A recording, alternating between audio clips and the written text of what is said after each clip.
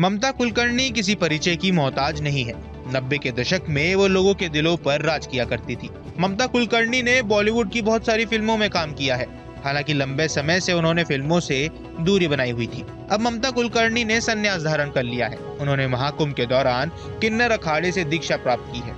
अब खबरें ऐसी आ रही हैं कि अब वे महामंडलेश्वर बन चुकी हैं। किसके सानिध्य में बनी महामंडलेश्वर? किन्नर अखाड़े के आचार्य महामंडलेश्वर स्वामी डॉक्टर लक्ष्मी नारायण त्रिपाठी और जूना अखाड़ा की महामंडलेश्वर स्वामी जय अबानंद गिरी के सानिध्य में ममता कुलकर्णी महामंडलेश्वर बनी है।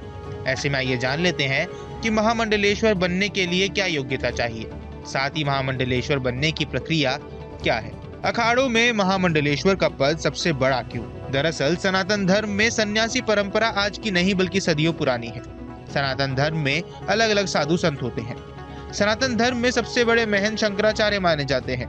सनातन धर्म में शंकराचार्य सबसे सर्वोपरि होते हैं। शंकराचार्य के बाद नंबर आता है महामंडलेश्वर का। महामंडलेश्वर का पद साधु संतों को जो 13 अखाड़े हैं उनमें होता है। अखाड़ों में महामंडलेश्वर का पद सबसे बड़ा माना जाता है। शंकराचार्य के बाद महामंडलेश्वर को ही श्रेष्ठ माना जाता है। महामंडलेश्वर बनने की प्रक्रिया क्या है? सबसे पहले महामंडलेश्वर पद के लिए साधु संत का चयन किया जाता है। चयन करने के बाद उन्हें संन्यास की दीक्षा दी जाती है। यहाँ संन्यास की दीक्षा का मतलब है कि जिनको महामंडलेश्वर पद के लिए चुना जाता है उन्हीं के हाथों उन्हीं का पिंडदान करवाया जाता है। उनके पितरों का पिंडदान भी इसमें शामिल होता है। इसके बाद उनकी शिखा यानी चोटी रखी जाती है। उनकी शिखा को अखाड़े में काटा जाता है। इसके बाद उन्हें दीक्षा प्रदान की जाती है। इसके बाद महामंडलेश्वर का पटाभिषेक किया जाता है। पटाभिषेक पूजन बड़ी ही विधि से किया जाता है। महामंडलेश्वर का पटाभिषेक दूध, घी, शहद, दही, शक्कर से बने पंचामृत से किया जाता है। सभी 13 अखाड़ों के साधु संत महामंडलेश्वर को पट्टा पहनाते हैं। महामंडलेश्वर बनने के लिए चाहिए ये योग्यता। महामंडलेश्वर बनने के लिए शास्त्री आचार्य होना आवश्यक है। जिसका महामंडलेश्वर के लिए चुनाव हुआ हो उसके पास वेदांत की शिक्षा होनी आवश्यक है। महामंडलेश्वर के लिए किसी मठ से संबंध होना चाहिए।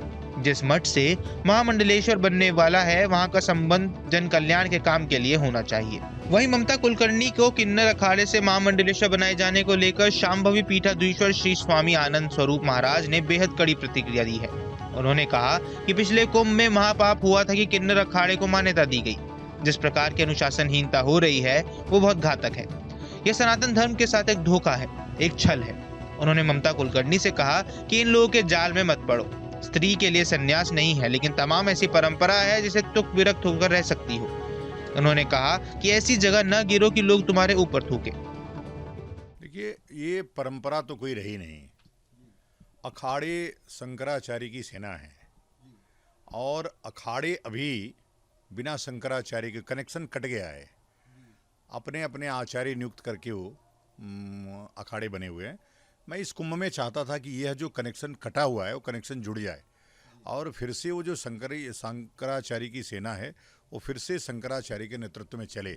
लेकिन आए दिन जिस प्रकार से पिछले महाकुंभ में महापाप हुआ, किन्नर अखाड़े को ला करके या उसका निर्माण करा करके उसको मान्यता दे करके, मैं देखिए, जो मैं किन्नरों से कोई मेरा ऐसा नहीं कि उनसे कोई नफरत है। मुझे बहुत लगाव है। वो जीव है और लेकिन जो जीव जिसके लिए बना है वही करना चाहिए। अब आज किन्नर अखाड़ा बना, कल कोई आकर के अंबेडकर अखाड़ा बनाए, कल कोई उसके बाद मुलायम सिंह का अखाड़ा बनाए, फिर कल कोई अखाड़ा बना सकता है। तो जिस प्रकार की अनुशासनहीनता शंकरी परंपरा को नष्ट करने की कोशिश हो रही है वह बहुत ही घातक है और यह सनातन धर्म के साथ एक धोखा है, एक छल है। मेरा कहना है ममता कुलकर्णी के लिए, वो पढ़ी लिखी अभिनेत्री है। मैं बस इतना कहता हूं कि तुम इन लोगों की जाल में मत फंसो और तुमको एक मान्य आचार्य के द्वारा, जो मान्य आचार्य हैं जिनको ज्ञान है, मंत्र कौन दे सकता है? जिनको ज्ञान है, प्रियश मंत्र कौन दे सकता है? जिनको कम से कम आचार्यत्व पता है क्या होता है, तो जाकर के शंकराचार्य के सानिध्य में या किसी अच्छे आचार्य के सानिध्य में बैठ करके विधिपूर्वक, और सन्यास स्त्री के लिए नहीं है तो लेना क्यों? साधु बन जाओ। तमाम ऐसी प्रक्रियाएं हैं जिससे तुम विरक्त होकर रह सकती हो। तो किसी मान्य आचार्य के नेतृत्व में विरक्त होकर के रहो, उसके बाद तुम मंडलेश्वर नहीं, उससे भी बड़ा कोई ईश्वर है तो बन जाओ, मुझे उस पर कोई आपत्ति नहीं है। लेकिन ऐसी जगह जाकर गिरो भी तो ऐसे गड्ढों में गिरो कि बाहर निकलने के चांसेज हो, ऐसी जगह ना गिरो कि लोग भी तुम्हारे ऊपर थूकें। उन्होंने आगे कहा कि संन्यास परंपरा में कास्ट को स्त्री का स्वीकार नहीं है।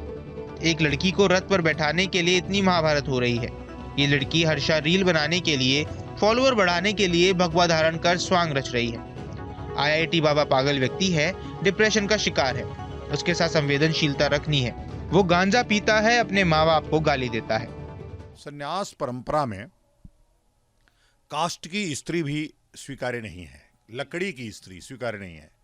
आप सोचिए, एक स्त्री को रथ पर बैठाने, एक स्त्री को ले जाने के लिए इतनी महाभारत हो रही है। मैंने यही तो विरोध किया कि यह जो व्यक्ति, जो लड़की सोशल मीडिया इन्फ्लुएंसर रील बनाने के लिए, फॉलोअर बढ़ाने के लिए भगवा धारण करके लोगों के स्वांग रचा रही है कि हम साध्वी हैं, 2 वर्षों से हैं, और मैंने उसका विरोध किया। अखाड़े के लोगों ने कहा कि नहीं, हम ले जाएंगे। हमने बलपूर्वक कहा कि अगर तुम ले जाओगे तो ज़रूरत होगी तो मैं बलपूर्वक रोकूंगा, और जितनी ताकत होगी उसके साथ रोकूंगा। कोई भी ऐसा व्यक्ति साधु भेष पकड़ करके रथ पे नहीं बैठेगा, तो नहीं बैठेगा तो नहीं बैठेगा। आज फिर मैंने कहा, दूसरी बात ये आईआईटी बाबा वाला, तो वो उसके साथ संवेदनशीलता रखनी है। वो एक पागल व्यक्ति है, मानसिक विक्षिप्त व्यक्ति है, जो अपने माँ बाप को गाली दे, गुरु को गाली दे, परंपरा को गाली दे। वो कोई व्यक्ति नहीं है।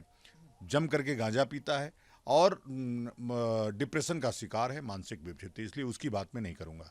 तीसरा, अभी आज एक जो मुद्दा आया ममता कुलकर्णी का, वो विषय बहुत ही खतरनाक, घातक और धर्म के विरुद्ध है। उस धर्म के विरुद्ध बात को हमने उठाया और उसको निश्चित रूप से मैं उठाता रहूंगा।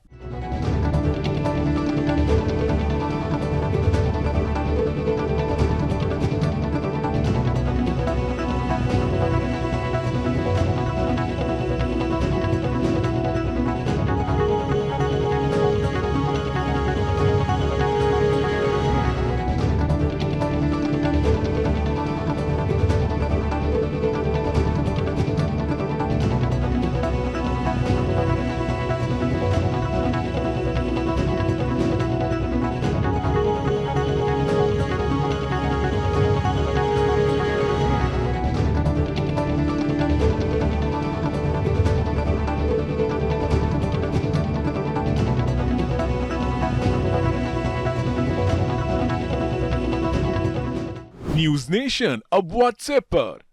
खबरों के ताजा अपडेट के लिए न्यूज नेशन के इस QR कोड को स्कैन करें।